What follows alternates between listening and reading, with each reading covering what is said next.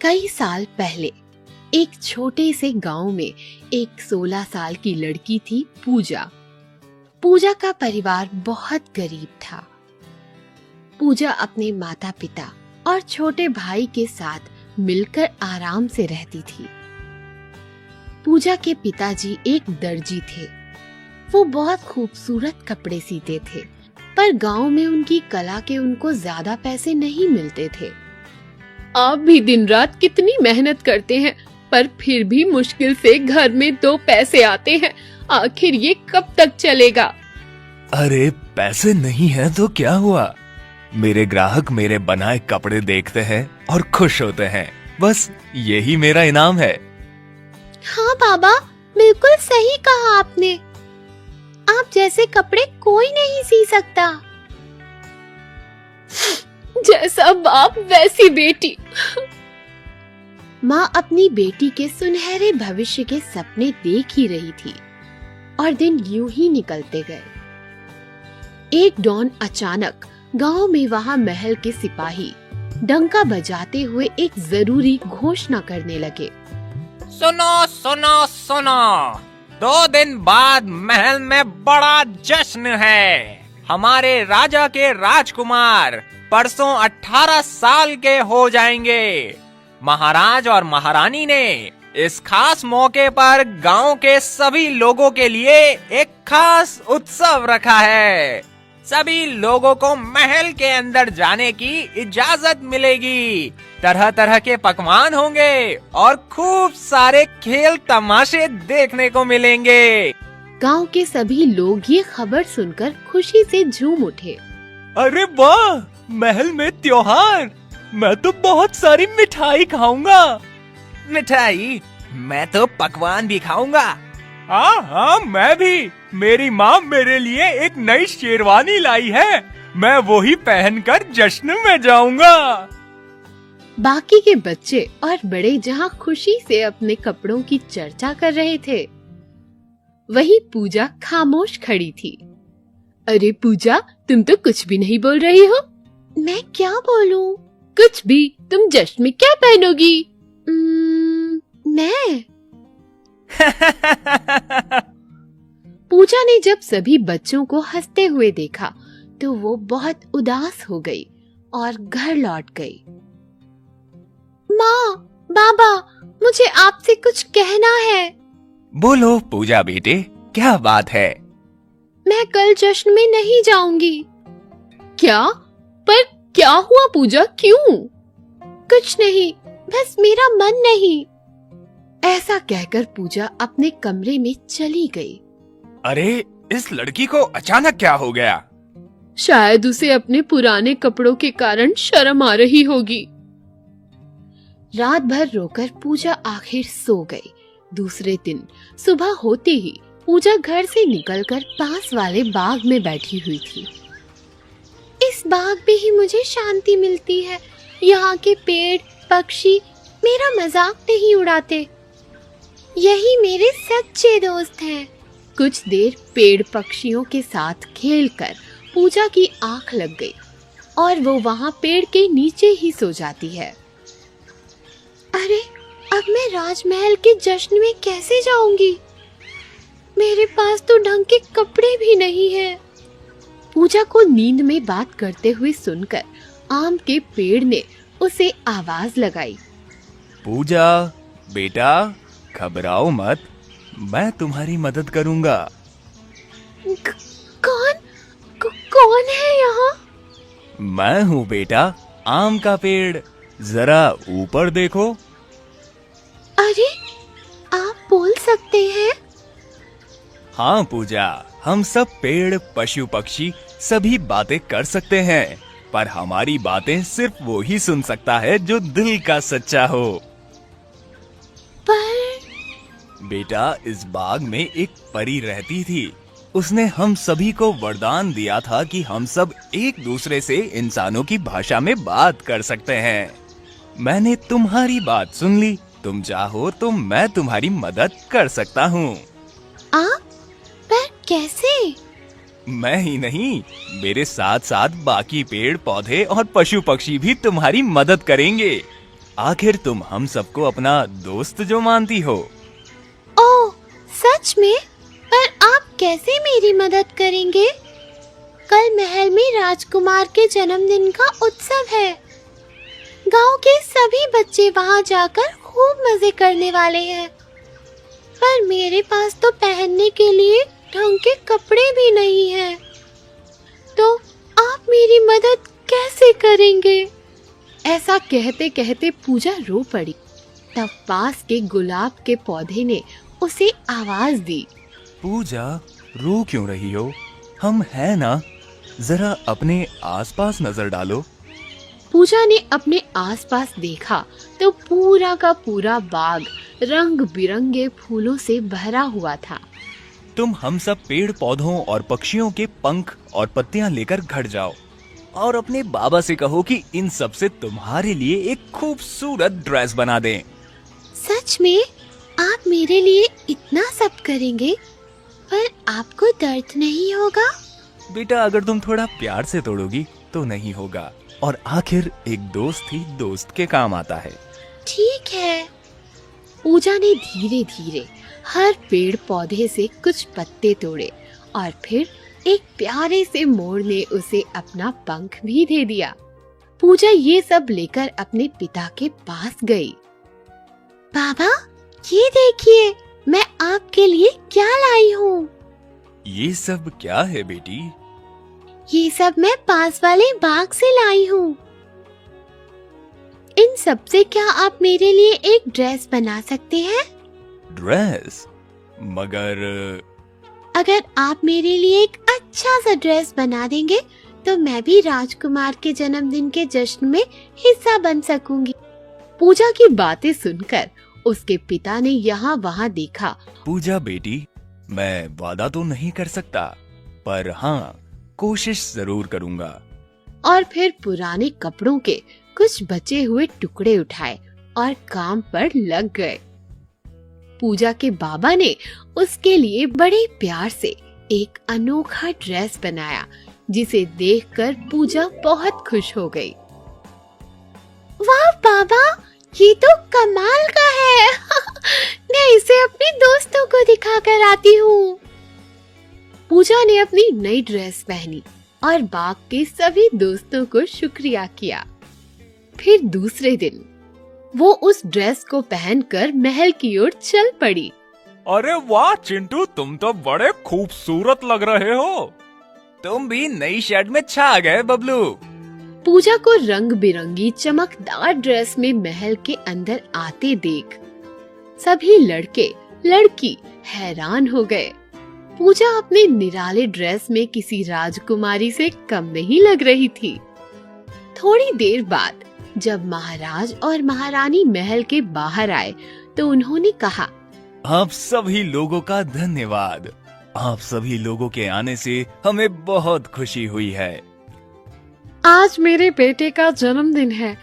आज मैं यहाँ सबसे खूबसूरत दिखने वाले को अपने हाथों से पुरस्कार दूंगी।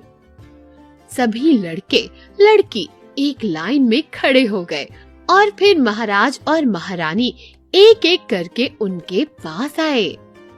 अरे वाह, तुम्हारी ड्रेस तो बहुत ही सुंदर है। कौन हो तुम? और इतनी अच्छी ड्रेस कहाँ से लाई हो? मैं पूजा हूँ, गांव के दर्जी की बेटी। ये ड्रेस उन्होंने अपने हाथों से मेरे लिए बनाया है। यहाँ आओ बेटी, तुम हम सबके साथ ही बैठो। तुम्हारे बाबा ने तुम्हारे लिए बहुत ही प्यारी फ्रॉक बनाई है। शुक्रिया महारानी जी, पर मुझे माफ कर दीजिए। मैं यहाँ अपने सभी दोस्तों के साथ ही बैठूंगी, वरना इन्हें बुरा लगेगा। तुम बहुत अच्छी लग रही हो। तुम्हारा दिल भी बहुत साफ है। मैं तुम्हारे सरल स्वभाव से खुश हूँ। मैं तुम्हें इनाम दूंगी।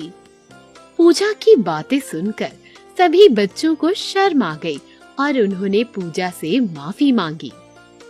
तो दोस्तों, इस तरह से हम देख सकते हैं कि जिसका दिल खूबसूरत होता है उसकी खूबसूरती लाख कोशिश करने के बाद भी नहीं छुपती। एक समय की बात है, एक मोची अपनी पत्नी के साथ रहता था। मोची अपने रोजगार के लिए हर रोज नए जूते बनाकर बाजार में बेचने के लिए जाता था। पर इतनी मेहनत के बाद भी वो कुछ खास मुनाफा नहीं कमा पाता था। अपना घर बचाने के लिए भी उसे संघर्ष करना पड़ता था। आखिर में वो दिन आ ही गया जब उसके पास नए जूते बनाने के लिए चमड़ा खरीदने के पैसे भी नहीं थे। सिवाय एक टुकड़ा चमड़े के कुछ भी नहीं बचा था उसके दुकान में। ये शायद आखिरी मौका होगा जूता बनाने का, पर मैं इस सबसे बेहतरीन जूता बनाकर दिखाऊंगा। हर रोज की तरह वो बैठकर चमड़े को बारीकी से काटने लगा और फिर शाम होने तक वो चमड़ा काट लेता है और जूता बनाना शुरू कर देता है। वो रात का वक्त था। वो जूता मेज पर रख देता है और कहता है, आज के लिए इतना काफी है, बाकी काम मैं कल करूंगा।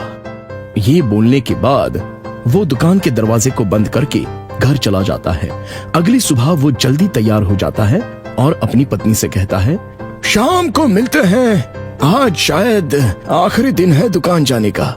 देखते हैं अब आगे क्या होता है। फिक्र मत करो, जल्द ही कोई रास्ता निकल आएगा। कभी उम्मीद मत छोड़ो। मोची को पता था कि उसकी उम्मीद से कुछ बदलने वाला नहीं और वो मुस्कुराकर अपनी पत्नी की तरफ देखता है और काम पर निकल जाता है। वो अपनी दुकान खोलता है और कुछ अविश्वसनीय देखता है। एक जोड़ी चमकते हुए जूते जिस पर सुंदर जर्री का काम किया हुआ है, वो उसे मेज पर रखा हुआ देखता है। ये कैसे हो गया? कोई बात नहीं, जो भी हो मुझे वक्त बर्बाद ना करके ये बेहतरीन जूते बाजार में जाकर बेचने चाहिए। वो बाजार की तरफ तेजी से बढ़ता है और जूते बेचकर उसे जो पैसे आते हैं उनसे वो और चमड़ा खरीद लेता है। पूरे दिन वो दुकान में बैठकर नए चमड़े को काटता है ताकि नए जूते बनाए जा सके। जैसे ही दिन खत्म होता है वो घर की तरफ बढ़ जाता है और बचा हुआ काम छोड़ देता है। रात के खाने के वक्त वो अपनी पत्नी को आज की कहानी के बारे में बताता है। मैंने बोला था, उम्मीद मत छोड़ो। आप एक मेहनती आदमी हो। आज नहीं तो कल हमें वो जरूर मिलता है जिसके हम हकदार होते हैं। अगले दिन जब वो दुकान पहुंचता है, उसे बहुत सारे सुंदर जूतों की जोड़ियां मिलती हैं, जहां पर उसने मेज पर पिछले दिन चमड़ों के टुकड़े रखे हुए थे। ये तो चमत्कार है। इतने सालों तक मैं मेहनत करता गया पैसा कमाने के लिए, पर इतना तो कमा नहीं पाया था। लगता है कोई मेरी मदद कर रहा है। वो फिर से बाजार जाकर और चमड़ा खरीद लेता है। पिछले दिन की तरह बहुत सारे चमड़े अच्छे से काटकर वो मेज पर रख देता है। दूसरी सुबह फिर एक बार बहुत सारे जूतों की जोड़ी उसका इंतजार कर रही थी। वहां अनेक रंग के सैंडल, बूट्स, बैलेट और जूते थे। हो, लाजवाब जूते! कोई अनजान मेरी मदद पूरे दिल से करना चाहता है। ऐसा चलता रहा तो हमें पैसों की कमी नहीं पड़ेगी और जिंदगी आराम से कटेगी। इसी तरह मोची अपना काम अधूरा रख कर जाता था और वो अनजान जादूगर उसे पूरा करता था। इसी तरह हफ्ता गुजर गया और मोची को हर रोज कई सारे जूतों की जोड़ियां मिलती गई। जल्दी ही वो एक नामचीन मोची बन गया अपने गांव का और उसके पास काफी सारे पैसे भी आ गए थे। देखा, हमारा वक्त कैसे बदल गया। ये सब समय का चमत्कार है। हाँ, तुमने हर वक्त मेरा साथ दिया है। तुम्हारे बिना ये नहीं हो पाता। हाँ, पर हमें भूलना नहीं चाहिए उनके बारे में जिन्होंने हमारी मदद की है। हमें उनको ढूंढना चाहिए ताकि हम उनको कुछ करके धन्यवाद कह सकें। पर वो कैसे? सुबह होने से पहले वो चले जाते हैं। कल हम दुकान में छुप के उनका इंतजार करेंगे। हाँ, ये काम तो हम आराम से कर सकते हैं। दूसरे दिन सुबह मोची चमड़े काटकर मेज पर रख देता है और शाम को उसकी पत्नी आ जाती है। चलो कहीं छुप जाते हैं। हाँ, हम उस अलमारी के पीछे छुप जाते हैं। इसी तरह वो दोनों अलमारी के पीछे से मेज की तरफ देखते हुए इंतजार कर रहे थे। आधी रात को मोची और उसकी पत्नी ने सुना कि कोई सुरीली आवाज में गुनगुना रहा है। आवाज सुनकर दोनों अलमारी से बाहर आकर देखते हैं 2 प्यारे बौने फटे हुए कपड़े पहने हुए खिड़की से अंदर आते हैं और कमरे में आ जाते हैं। मोची ने इतना खुश बौना पहली बार देखा। वो बौने तो खुशी खुशी नाच रहे थे और गा रहे थे।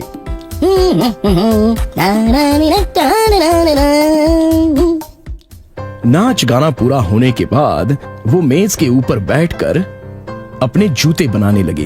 वो काटने लगे, सीने लगे, रंग डालने लगे और जरी भरने लगे। मोची और उसकी बीवी ने वो काम करते हुए बड़े आनंद से देखा। मोची उनका हुनर देखकर आश्चर्यचकित हो गया। बौने अपना काम पूरा कर चुके थे और वो खिड़की से कूदकर चले गए। अरे ये तो बौने हैं। हर रोज वो हमारी मदद के लिए आते हैं। हमें उन लोगों को धन्यवाद जरूर करना चाहिए। हाँ जरूर, पर हम उनके लिए क्या कर सकते हैं? वो लोग बहुत ही पुराने फटे कपड़े पहने हुए हैं। हम उन्हें कपड़े तोहफे में दे सकते हैं। ये बहुत अच्छी बात है। मैं उनके लिए नए जूते सी कर दूंगा। मैं उनके लिए गरम कपड़े सी के दूंगी। ये सोचकर वो दोनों तैयारी में लग गए। उसके 1 हफ्ते बाद मोची ने 2 प्यारे छोटे जूतों की जोड़ी सी दी और उसकी बीवी ने उन बौनों के लिए 2 गरम कपड़े और गरम पैजामा सी दिया। देखो ये कपड़े और जूते उन पे कितने अच्छे लगेंगे। मैं बहुत ज्यादा उत्सुक हूँ ये देखने के लिए। कल तो क्रिसमस का उत्सव है। हम अपने दुकान को सजाएंगे और उनके लिए एक तोहफा मेज पर रख देंगे। दूसरे दिन मोची और उसकी बीवी ने दुकान सजाया, तोहफे मेज पर रख दिए और दोनों इंतजार करने लगे कि वो बौने नाचते गाते हुए आएंगे और वो कपड़े पहनेंगे। मोची और उसकी बीवी बहुत ही खुश थे। वो दोनों बौने आते हैं और मेज पर रखा हुआ सामान देखकर चौंक जाते हैं। आज का काम कहाँ है? देखो भाई कितने प्यारे कपड़े और जूते हैं। रंगीन भी हैं। मोची ने शायद हमारे लिए रखे होंगे। हमारे काम से वो बहुत खुश हुए होंगे। हाँ। चलो पहन के देखते हैं। और वो बौने उन कपड़ों को पहन लेते हैं और वो उन्हें पूरी तरह फिट हो जाते हैं। तुम बहुत अच्छे लग रहे हो और तुम भी अच्छे दिख रहे हो। बहुत अच्छे कपड़े हैं और ये जूते भी देखो कितने प्यारे हैं। मुझे उछलने का मन कर रहा है। चलो नाचते हैं भाई। इसी तरह खुशी खुशी वो दोनों नाचने गाने लगे।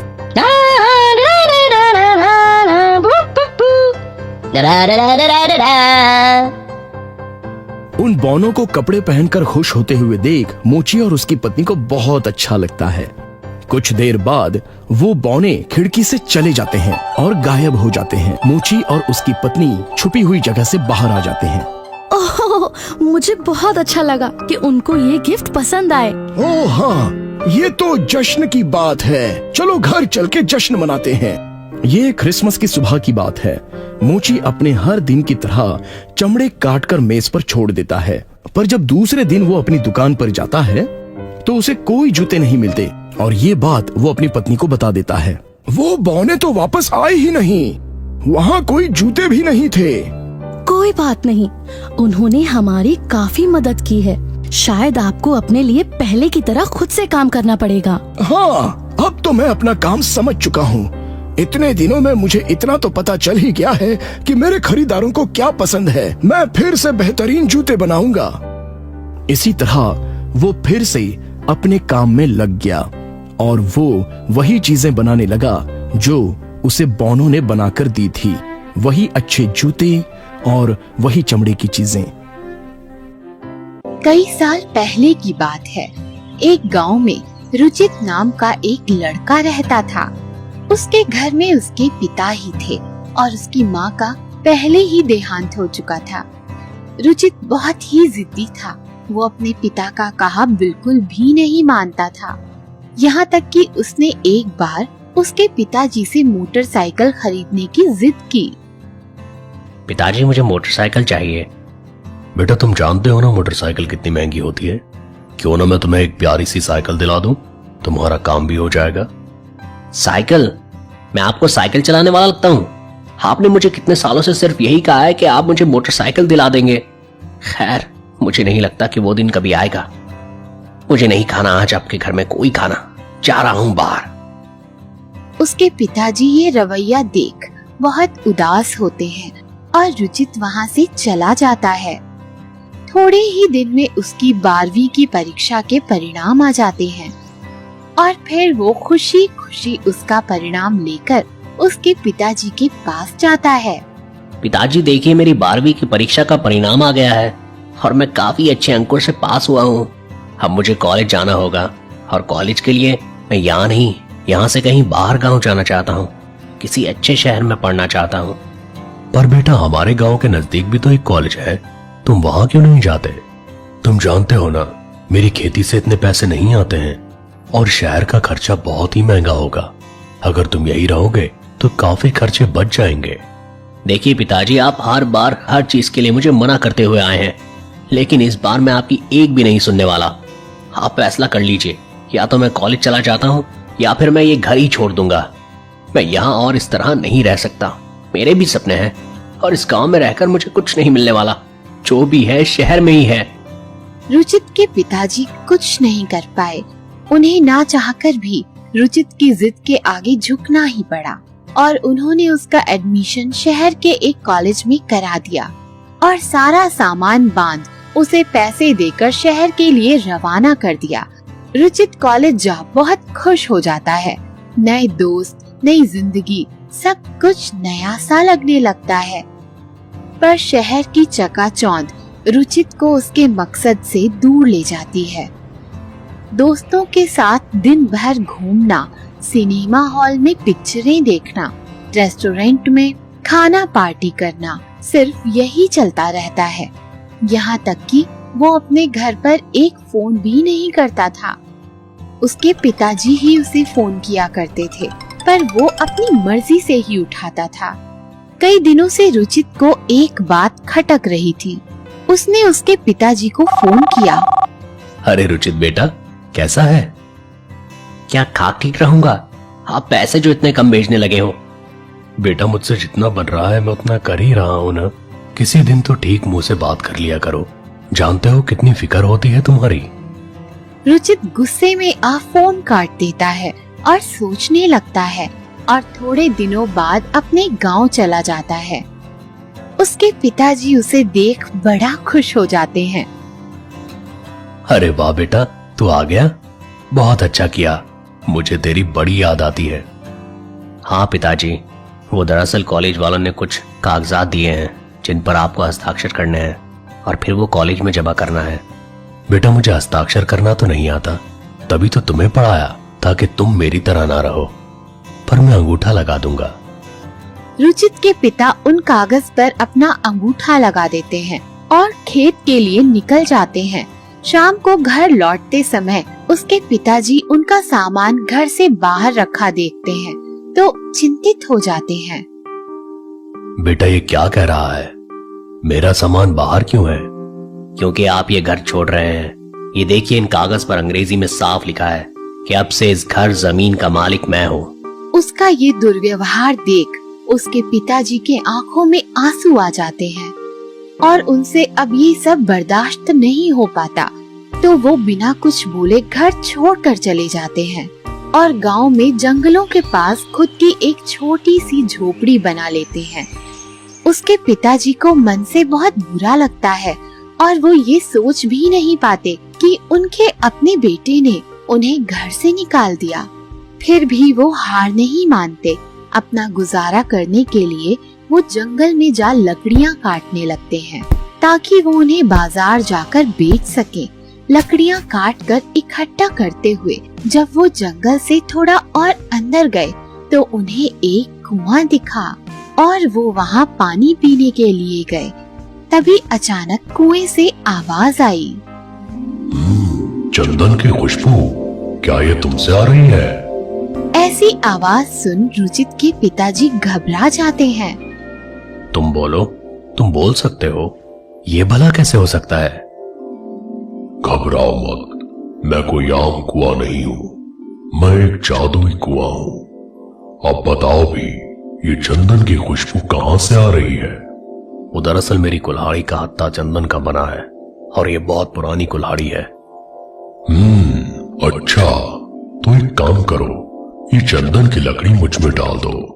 घबराओ मत और मेरा यकीन करो।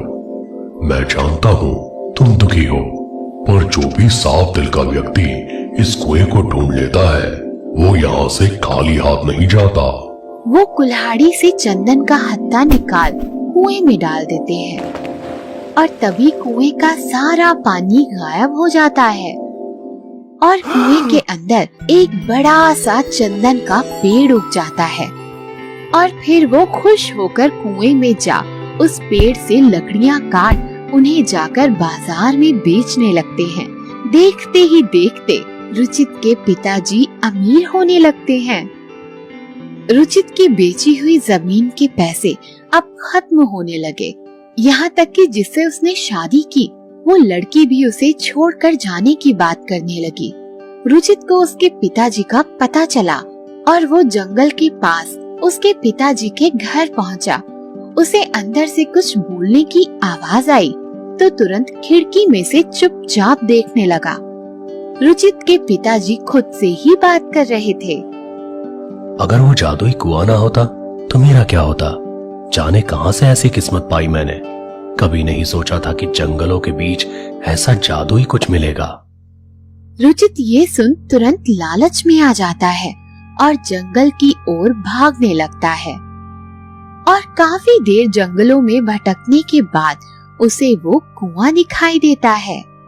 कुएं में झांकते ही उससे चंदन की महक आने लगती है और वो सीधा उसमें छलांग मार देता है। पर उसके छलांग मारते ही वो पेड़ गायब हो जाता है और कुआं पानी से भरने लगता है और रुचित उसमें डूबने लगता है। बचाओ बचाओ बचाओ! तभी उसके पिताजी वहाँ लकड़ियाँ काटने आते हैं और उसकी आवाज सुनते हैं और रुचित को उस हाल में देखकर डर जाते हैं और फिर उसे बचाने का प्रयास करते हैं। कैसे मूर्ख व्यक्ति हो, इसी ने तुम्हें धोखा दिया। कभी तुम्हारा मान नहीं रखा, यहाँ तक कि तुम्हारे अपने घर से तुम्हें निकाल दिया, फिर भी इसे बचा रहे हो। क्या करूं, एक बाप होना चाह कर भी अपने बेटे को ऐसे मरता नहीं देख सकता। आखिर इसकी रक्षा करना ही मेरा धर्म है। ये सुन कुआं भी खुद को रोक नहीं पाता और सारा पानी सोख लेता है। फिर रुचित के पिताजी उसे बाहर निकाल लेते हैं। बाहर निकाल रुचित उनके पैरों में गिरकर फूट फूट कर रोने लगता है और बहुत क्षमा मांगता है और उसके पिताजी उसे माफ कर देते हैं। वो उसके पिताजी से कहता है, पिताजी मैं आपको यकीन से कहता हूँ कि अब से पूरी उम्र मेरी एक एक कमाई मेहनत का फल होगी और आपका सर शर्मिंदगी से कभी नहीं झुकने दूंगा। उसके पिता उसे आशीर्वाद देते हैं और फिर वे हमेशा खुश रहते हैं।